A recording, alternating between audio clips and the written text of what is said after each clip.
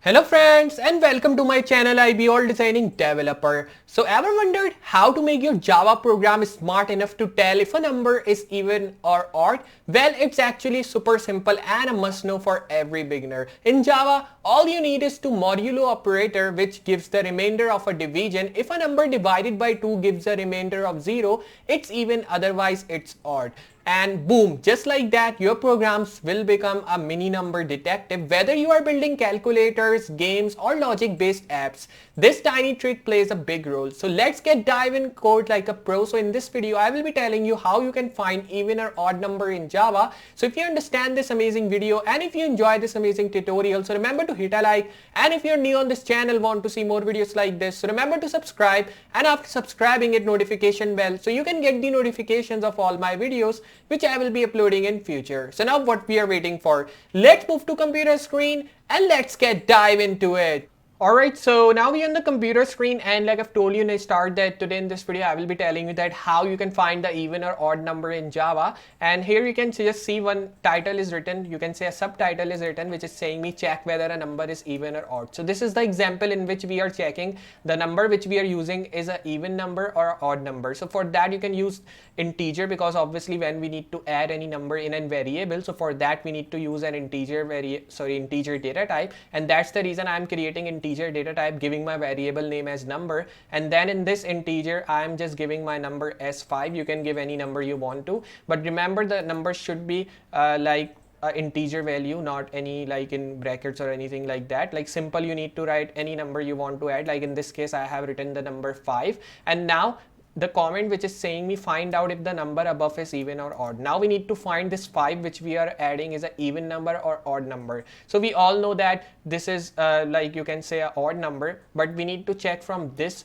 you can say example that what answer it is providing me. If this number is even, so it is providing me even, or if this number is odd, so it is providing me odd. So we need to check that thing using this example. You can use some other example as well, but this is the simplest example which I am telling you here in this video, from which you can check the number which you are using is odd or even. So now I will be opening my NetBeans IDE, because as you know in the previous video when we were just working with Java, I was just using NetBeans IDE, and if you are a beginner starting with language like Java, I will prefer you to use this IDE, because if you have already used some other Java IDEs, so you know that NetBeans is a good IDE, and if you want to create anything using Java or want to learn Java from start to end, so this is best. But if you have already used NetBeans and you know how it works, so you can use some other IDEs as well, so that you will have experience of other IDEs also. Like you can use VS Code, you can use Eclipse as well, you can use Android Studio which is totally made for Java. But normally if we want to create any mobile applications or any web application, so for that we use Android Studio. But you can use Android Studio for these small things as well, so that you should have a like you can say you should have a good understanding that if we want to use Android Studio for these small things, so how we can do that. Or if you already know how to use these offline IDs and want to work with any online ID, so you can use that as well. Like in market there are many online IDs which you can use, but I will prefer you to use Jupyter Notebook, because it is totally made for Java and Python. And if you want to use Java in advanced level, so for that I think Jupyter is best online ID which you can use. So moving on to my NetBeans ID, you will be also getting same interface as I am getting this start page, and obviously we will be not needing this start page because we will be not working on it. So I will be just closing this start page. Now you need to see in your NetBeans the project is created or not. I have already created one project which is named as project 1, and I have not changed the name. You can change name of your project as well if you want to, and then in this project you can directly select new by pressing right click, and then you can just select Java class. You can give any name to your Java file. Like in this case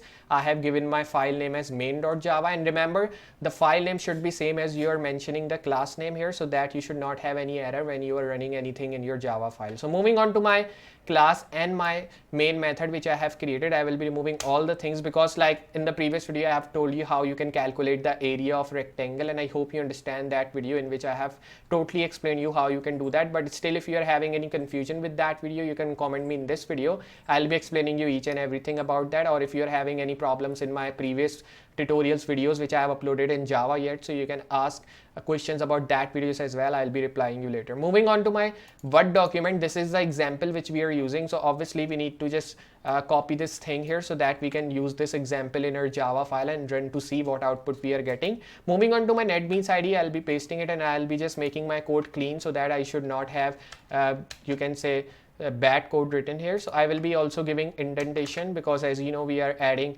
curly braces, so we need to check what's the indentation is coming here. So you can just see indentation is under this N, so we need to set this else as well here.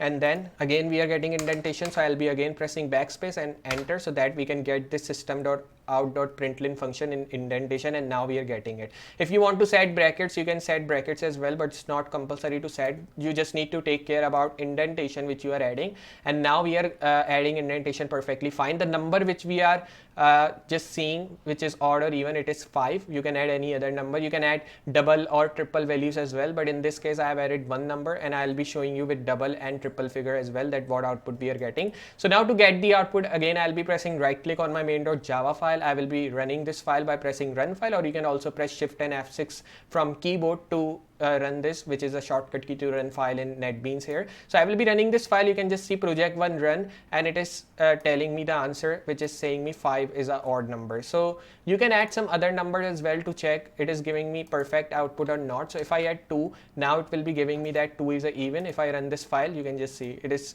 saying me that 2 is even. So how it is giving me these output? Because I am using this percent sign, and this is a percent sign which we normally use if we want to see the number which we are adding here is odd or even. So now in the place of 5 I've added 2, and obviously 2 is an odd number. That's the reason it is giving me output as 2 as 2 odd, and I hope you understand how we are getting. Now if I just add same number with double digits, so again you will be getting same output as you can say even, because now we have changed 2 to 20, and 20 is an even number. That's the reason we are getting 20 is even. Now if I add 10 here, and then if I run this thing again, after running you can just see again it is showing me number which is saying 10 is even. Now if I just add number like 7, and then if I run it again, it is giving me same output as 7 is odd. So it is changing me like it is changing all the numbers as we want to change. So it is giving me the output of. Now if I add a number like 17, so it will be giving me output as odd again. If I show you can just see it is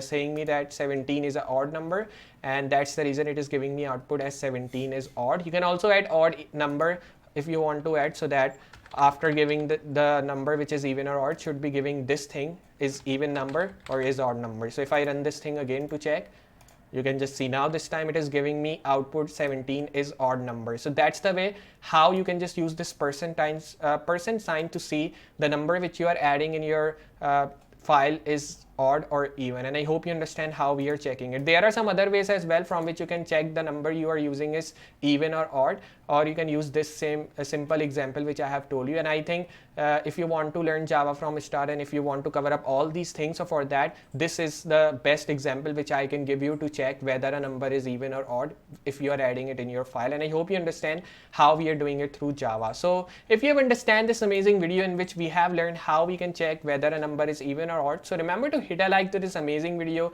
and if you're new on this channel, want to see more videos like this, so remember to subscribe, and after subscribing hit notification bell as well, so you can get the notifications of all my videos which I will be uploading in future. And now we are end of this Java series, so we will be starting new series after this Java series, and I hope you will be understanding that videos as well which I'll be covering up in future, because now we have covered up everything which a Java developer needs to know, and I hope you understand all the things which we have covered up here. We have used this NetBeans IDE in all tutorial. If you want me to come up with other Java tutorial in which I should be telling you how you can create different programs, different projects, different websites, different web application using Java, you can comment me and you can just suggest me what things should I start using Java or in any other language if you want. So just I will be meeting you next tutorial or in next project using Java. So for today, goodbye.